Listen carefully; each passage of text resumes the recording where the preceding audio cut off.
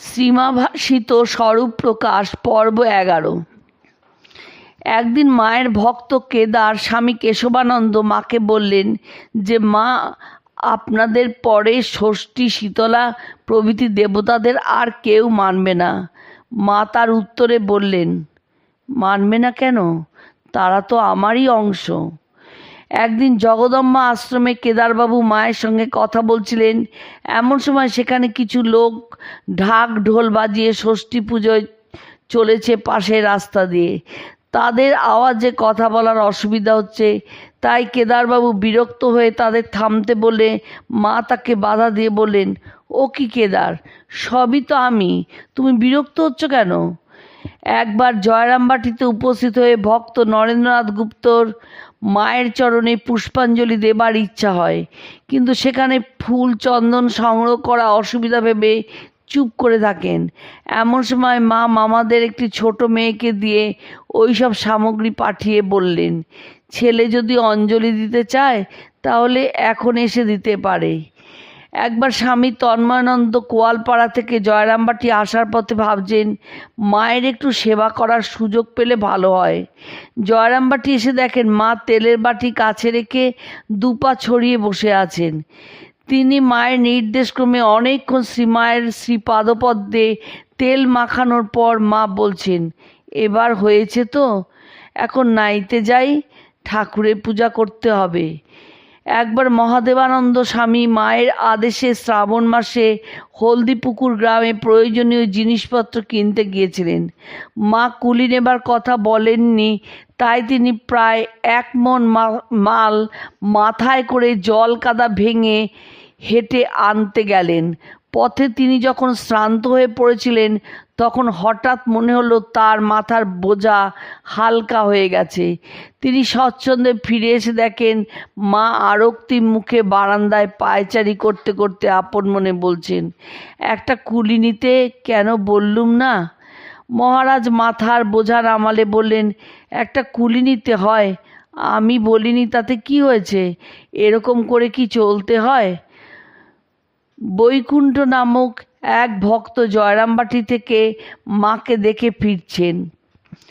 মা তাকে নির্দেশ দিলেন, তুমি এখান থেকে একেবারে ঘরে যেও, এখন মঠে বা এখানে ওখানে কোথাও গিয়ে কাজ নেই, ঘরে গিয়ে বাপ মায়ের সেবা করো, এখন বাবার সেবা করা উচিত।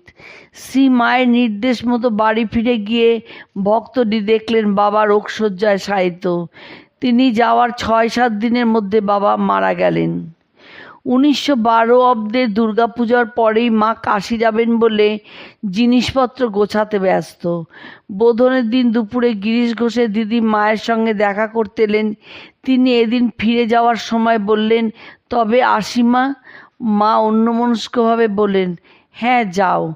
গিরিশবাবুর বোন সিঁড়ি দিয়ে নামতে নামতে মায়ের মনে হলো, বললুম কি যাও?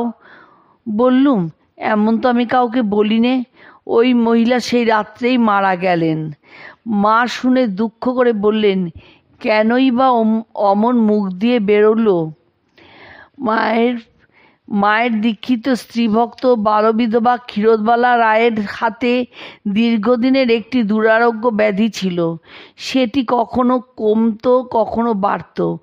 একদিন বাড়াবাড়ি অবস্থায় তিনি কাপড়ে হাত ঢেকে মাকে প্রণাম করছেন দেখে মা তাকে প্রশ্ন করে সব কথা জেনে বললেন, বাছা, আমি এখন এমনই হয়েছি, আমাতেই আমি ডুবে থাকি, তোমাদের দিকে বড় তাকাই না। এই হাত দিয়ে ঠাকুর পুজো করো, এতেই রোগ ধরে রয়েছে। যাক, আমার সঙ্গে এসো, ঠাকুর পুজো নির্মাল্য চরণামৃত গঙ্গায় ফেলবার জন্য এখনই নিয়ে যাবে, তাড়াতাড়ি এসো। ঠাকুর ঘরে গিয়ে বললেন, ওই দেখো কমণ্ডলুতে ওই সব রয়েছে, সবটা হাত এতে ডুবিয়ে দাও। হাত ডুবানো হলে বললেন, আর হাতে অসুখ থাকবে না, তবে মাছ মাংস রসুন পেঁয়াজে হাত না দিয়ে যতদূর পারো থেকো। ওসব একেবারে না ধরেও তো পারবে না, এসব ঘাটাঘাটি করলেই একটু ফুটতে পারে। ঠাকুর পুজো তো রোজ করবে, একটু ফুটলেই ঠাকুরের চরণামৃত দিও।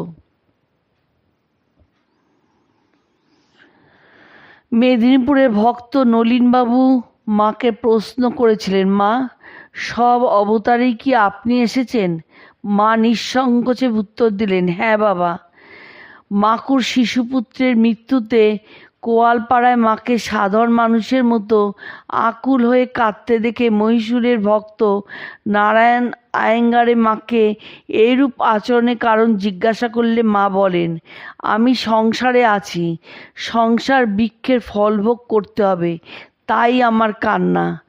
নিজের দেবীত্ব সম্পর্কে উদ্বোধনে কথা প্রসঙ্গে মা একদিন বলেছিলেন, লোকে আমাকে ভগবতী বলে, আমিও ভাবি সত্যিই তাই হব, নইলে আমার জীবনে অদ্ভুত অদ্ভুত যা সব হয়েছে, এই গোলাপ যোগিন এরা তার অনেক কথা জানে।